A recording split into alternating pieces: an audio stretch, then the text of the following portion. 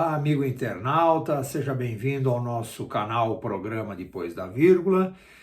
Estamos aqui hoje com um propósito, nesse programa, muitos de vocês solicitaram um review, um resumo do que vivemos até agora em 2023 a respeito de a quantas andam a nossa economia, a par dos debates sobre taxa de juros, sobre taxa Selic, sobre reforma tributária. A gente pode fazer aí rapidamente um breve resumo, não obviamente nos estendendo muito, porque seria tema para vários programas, mas o que a gente pode dizer é que podemos organizar começando pela inflação. Acho que a inflação ela vem respondendo bem.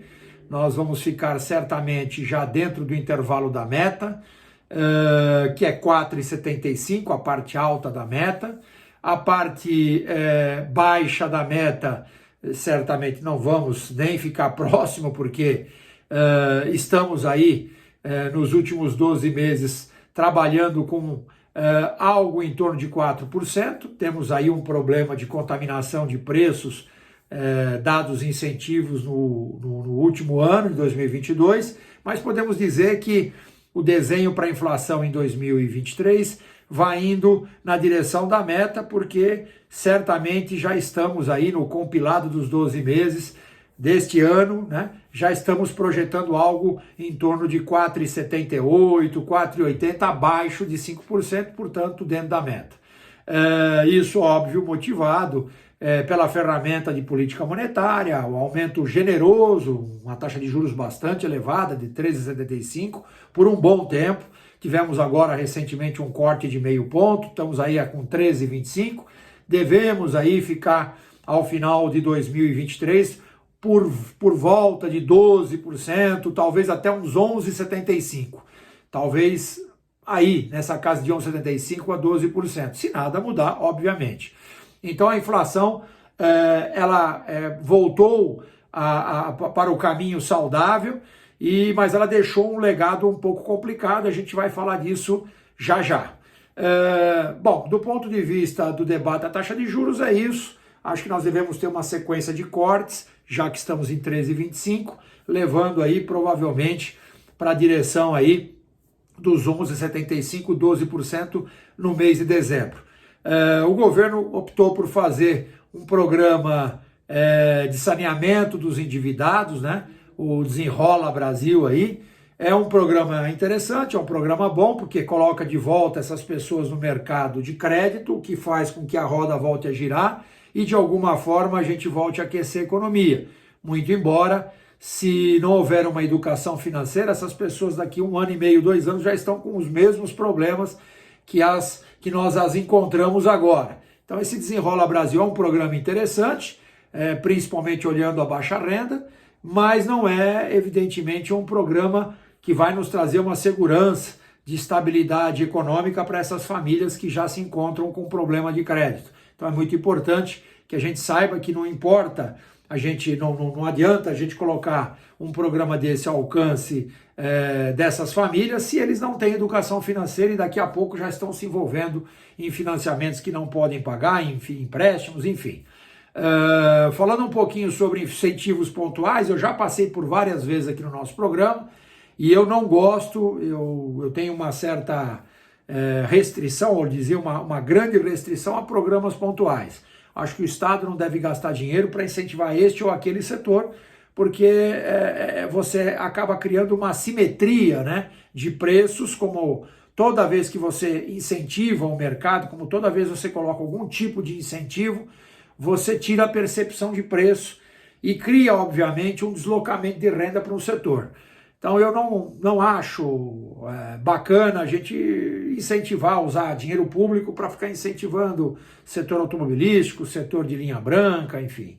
Eu não vejo isso com bons olhos, portanto, eu acho que esse é um programa, ou será um programa muito discutível. A gente falou do Desenrola, falou sobre a taxa de juros e não podemos deixar de falar sobre a reforma tributária. A reforma tributária, muito embora vai entrar após 2030, ela já evidentemente uma enorme evolução, porque você já coloca aí um freio de arrumação entre estados e municípios e União, para que essas três esferas de poder comecem a encontrar caminhos, né, para organizar para uma nova família de tributos, para uma nova hierarquia de tributos, e que a gente possa realmente ter aí uma transição com menores problemas possíveis. Problemas sempre vão ocorrer, então nós temos um grande espaço aí para o debate. Estamos em 2024, isso está virando um texto final. Esse texto final vai nos levar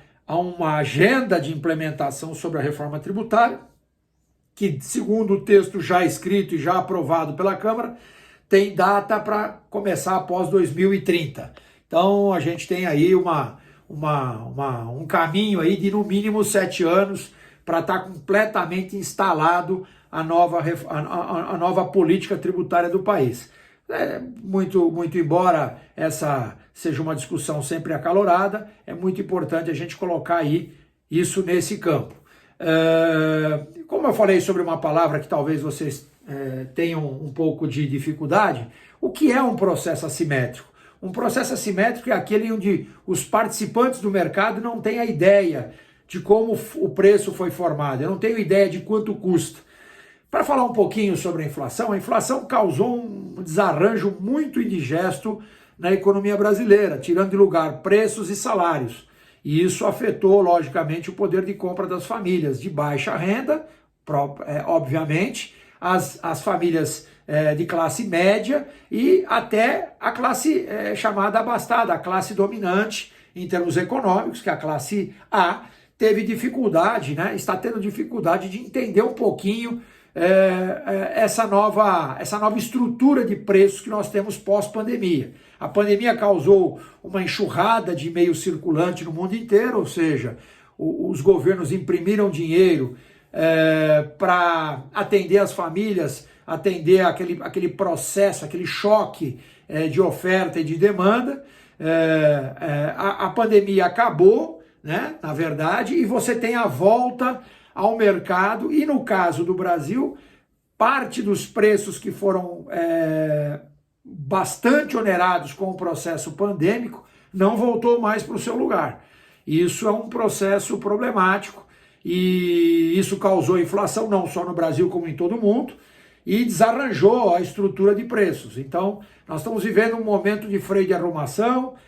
Só subir os juros não vai resolver o problema.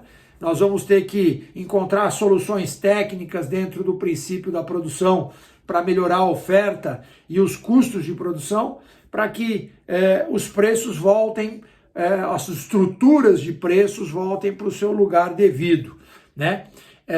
Esse processo assimétrico também aconteceu nos combustíveis do ano passado e me parece, né? Parece estar muito claro isso com a nova política da Petrobras. Parece que estamos criando meio que veladamente, espero que eu esteja errado, um novo programa de incentivo indireto no preço do combustível, ou seja, os repasses não estão sendo feitos no mercado internacional e nós estamos criando aí, né, uma melhoria do poder de compra meio falso, às custas, obviamente, do desempenho de uma companhia, que no caso seria a Petrobras. Então, há uma discussão em andamento aí, tomara que eu esteja errado, mas no geral, acho que tivemos avanços importantes, mas não podemos esquecer que ainda estamos cometendo alguns erros do passado, como, por exemplo, incentivos a alguns setores, né?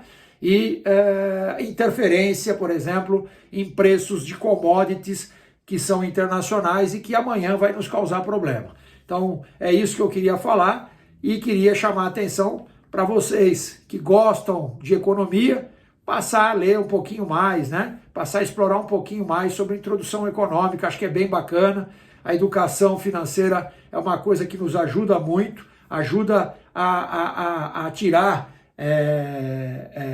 as cascas de banana que acabam ocorrendo no dia a dia das famílias, daquelas que são menos esclarecidas. Tá bom, pessoal?